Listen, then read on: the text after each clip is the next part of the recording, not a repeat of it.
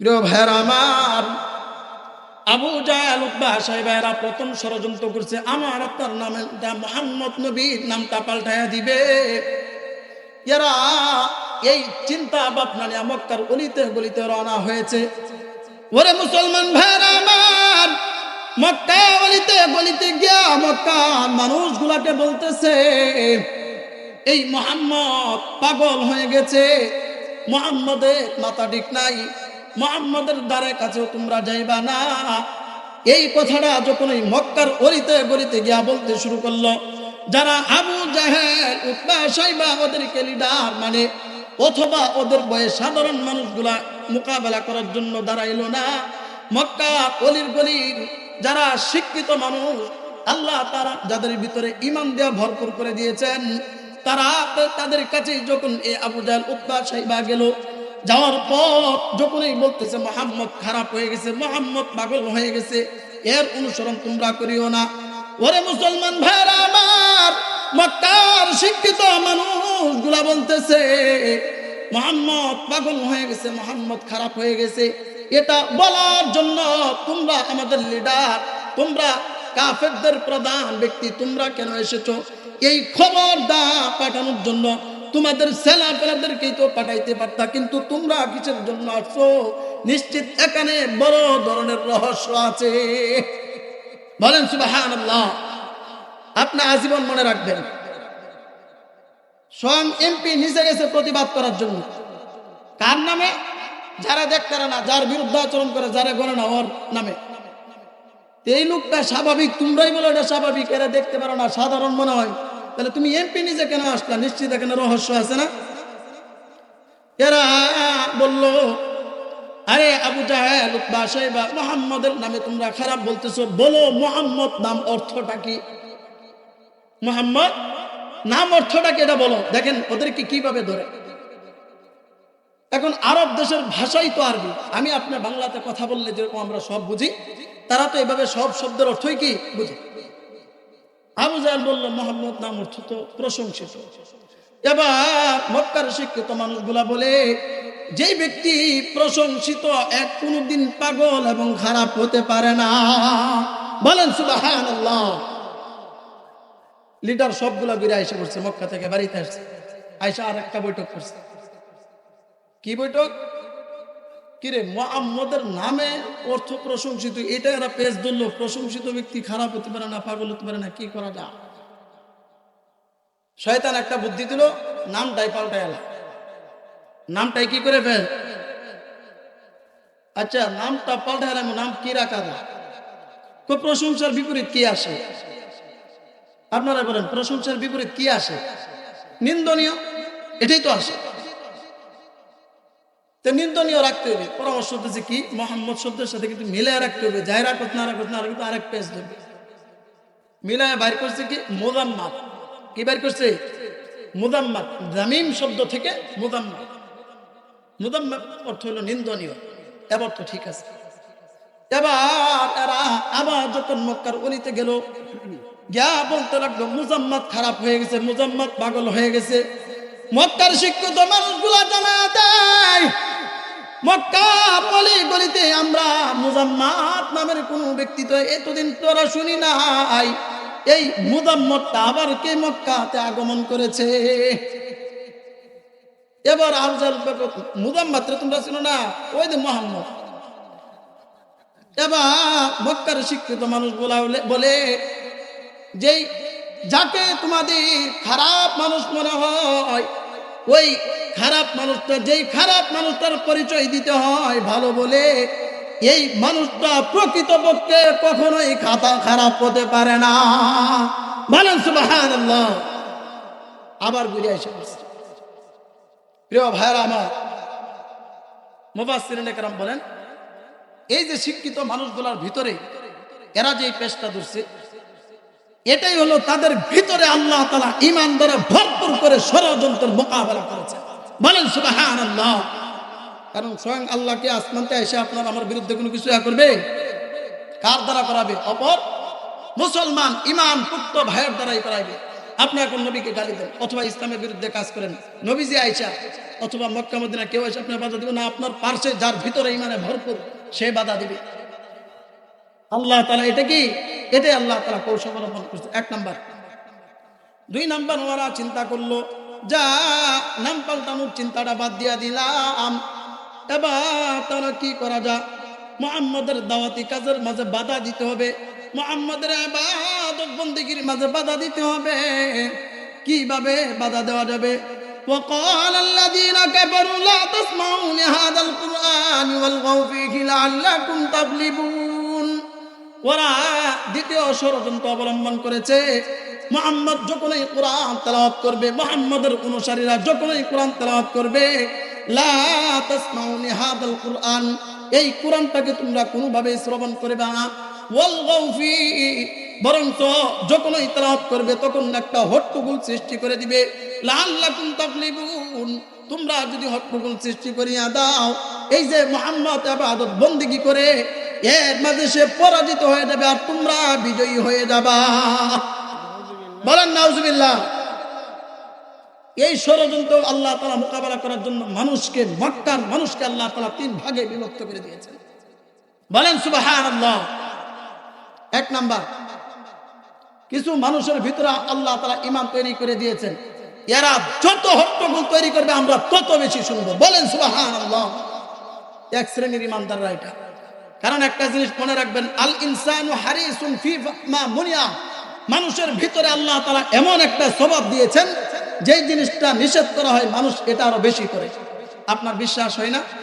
মসজিদের সামনে একটা বদনা পড়ে হয়েছে, কেউ এটা উঠাইয়া দেখবো না, বদনাটা আপনি উল্টায় রেখে পার্শ্বে সাদা কলম দিয়ে লিখে দিয়েন, এই বদনাটা কেউ উল্টাইবেন না, যদি উল্টান 500 টাকা জরিমানা, দেখবেন রাত্রে হয়ে আইলে এটা উল্টাইয়া দেবে। কথাটা আমার বুঝেন নাই কেন? না, নিশ্চিতের ভিতরে কি আছে, অথচ কিছু কিন্তু নাই, কত বদনা উল্টা পড়ে রয়েছে, কিন্তু ওই যে নিষেধ করার কারণে রাতে হয়ে আইলেও কি উল্টা দেখবে। তো মক্কা কিছু মানুষের ভিতরে আগে যে ঈমানটা ছিল, যখনই এরা ষড়যন্ত্র করলো, ওয়াল গাউফি, হট্টগোল করবে, কোরআন শ্রবণ করবে না, এই দিক দিয়ে তাদের ঈমান বাড়ার কারণে তারা প্রস্তুত নিয়েছে এখন আরো বেশি শুনছে।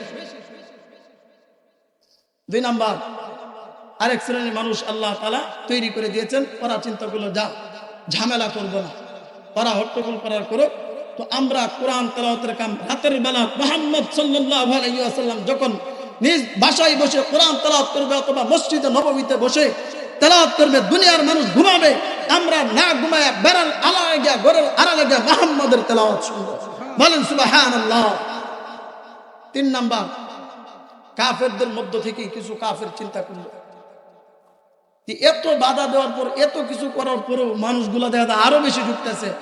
আবার শুনতেছি কিছু মানুষ রাতের বেলা গিয়া চোখের আড়ালে বেড়ার আড়ালে গিয়া শুনে, আমরাও গিয়া দেখি মুহাম্মদ কি পাঠ করে, কেমন মজা লাগে। এই সব কিছু সমন্বয়ে এই যে বাধা দেওয়ার পর হট্টগোল করবে, এই ষড়যন্ত্র করছে, এরপরেও আরো মানুষের ভিতরে আল্লাহ তাআলা আগ্রহ বহুগুণ বাড়ায়া দেয়া তাদের ষড়যন্ত্রের কৌশল অবলম্বন করেছেন। বলেন সুবহানাল্লাহ। 3 নাম্বার, আল্লাহ তাআলা সূরা আনফালের মধ্যে আনফালের 30 নম্বর আয়াতে বলেছেন, লিইউসবিতুকা আও ইয়াকতুলুকা আও ইউখরিজুক, ওরা সর্বশেষ যে পদ্ধতিটা অবলম্বন করেছে, মুহাম্মাদের বিরুদ্ধে আর কোন ধরনের ষড়যন্ত্র করে কাজ হবে না। আও ইয়াকতুলুক, এই মুহাম্মদকে হত্যা করে দুনিয়ার জমিন থেকে বিদায় করে দিতে হবে। বলেন নাউজুবিল্লাহ। আল্লাহর কি কুদরত, এরা চেয়েছে হত্যা করে মুহাম্মদ মাটির উপরে আছে, মাটির নিচে পাঠিয়ে দিবে। দেখেন আল্লাহ তাআলা কি কৌশল অবলম্বন করছে। যেদিন এরা সর্বশেষ পদ্ধতি অবলম্বন করেছে, হত্যা করে মাটির নিচে পাঠিয়ে দিবে, এই দিনই আল্লাহ তাআলা কৌশল অবলম্বন করেছেন মুহাম্মদ সাল্লাল্লাহু আলাইহি ওয়াসাল্লামকে মাটির নিচে ওরাডা ভাবে আল্লাহ তাআলা চিন্তা করেছেন, আজকে আমি মুহাম্মদকে মেরাজ করে সেই সপ্ত আকাশ পর্যন্ত ভ্রমণ করে স্বয়ং আমি আল্লাহকে দেখা জান্নাত জাহান্নাম সবকিছু দেখার সুযোগ করে দেব। বলেন সুবহানাল্লাহ। ওরা যেদিনই চেষ্টা করেছে মাটির নিচে পাঠাবে, ওই দিনই আল্লাহ তাআলা মেরাজের সিদ্ধান্ত নিয়েছেন। নবীজিকে কোথায় উঠাবেন?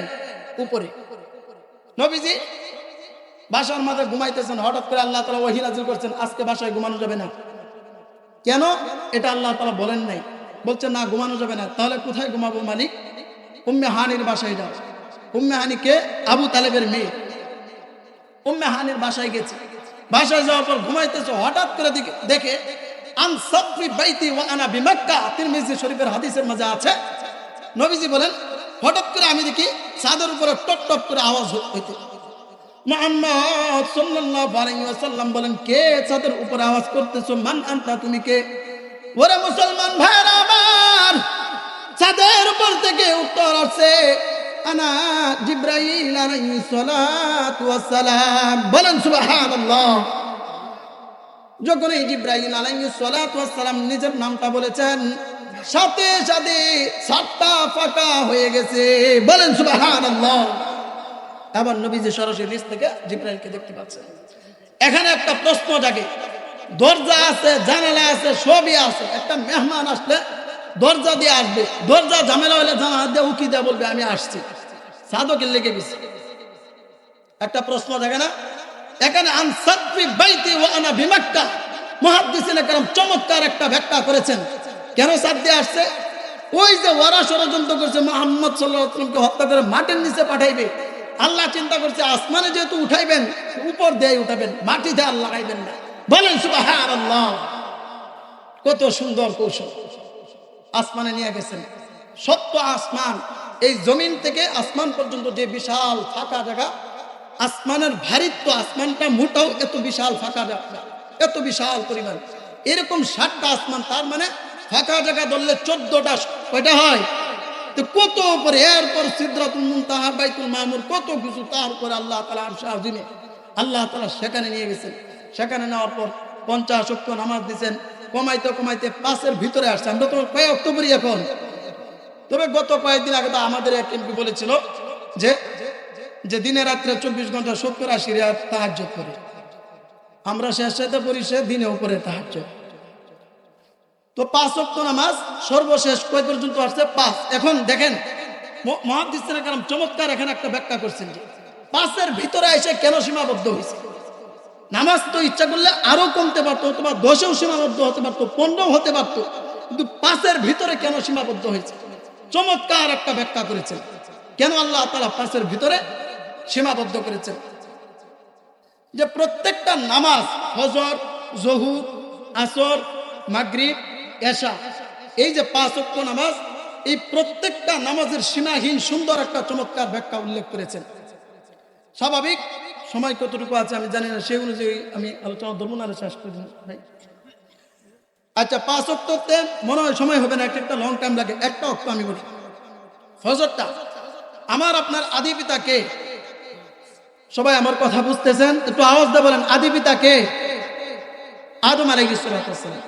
আদম আলাইহিস সালাতু ওয়াস সালামকে আল্লাহ তাআলা বলেছিলেন লা তাকরাবা হাযিহিশ শাজারা, আদম জান্নাতে যেখানে মন চাও ওখানেই যাও, তবে লা তাকরাবা হাযিহিশ শাজারা, এই গাছের ফল তো খাইবা দূরের কথা, গাছের নিচে যাইবা তো দূরের কথা, লা তাকরাবা হাযিহিশ শাজারা, ওটার ধারে কাছেও যাইবা। কারণ কাছে গেলে শয়তানে ধোঁকা দিবে। এই জন্য আল্লাহ তাআলা অগ্রিমই বলে দিয়েছিলেন ধারে কাছেও কি যাও। তুই এরপরও আদম আলাইহিস সালাতু ওয়াস সালাম কোন কারণবশত চলে গিয়েছিলেন। আচ্ছা, এটাও আল্লাহ তাআলা ঠিক বলেছিলেন। আচ্ছা, আমাদের আলহামদুলিল্লাহ অনেক, আমাদের কাশিয়াতুল মাদ্রাসার নাজিম সাহেব আসছেন, আমাদের উস্তাদ, আরো অনেক মুরব্বীরা আসছেন, শহীদুল্লাহ বাহার সাহেব আসছেন, আমাদের আশিকি সাহেব আসছেন, আশরাফি সাহেব আসছেন। আমাদের মুরব্বীরা হলো বরকত। আমরা তো ওনাদের সন্তান সমতুল্য। বাবারা কথা বললে সন্তানরা, বাবারা কথা বললে এটা সন্তানদের জন্য উপকার, সবার জন্য উপকার। আমরা ইনশাআল্লাহ মনোযোগ দিয়ে শুনবো। আল্লাহ তাআলা আমাদের সকলকে আজকে যে আলোচনা এই পর্যন্ত আমাদের ভাইরা করেছেন সেগুলোর উপর আমরাও যেন আমল করতে পারি, সকলে মিলে আমল করতে পারি। সামনে যিনারা আলোচনা করবেন সবগুলো মিলে যেন আমরা আলোচনা আমল করতে পারি। বিশেষ করে আজকের আয়োজন যিনারা করেছেন সকলের চেষ্টা মেহনত, বিশেষ করে মাদ্রাসাকে যেন আল্লাহ তাআলা কবুল করেন। সকলে বলেন আমিন। ওয়া আখিরু দাওয়ানা আলহামদুলিল্লাহি রাব্বিল আলামিন। আসসালামু আলাইকুম ওয়া রাহমাতুল্লাহি ওয়া বারাকাতুহু।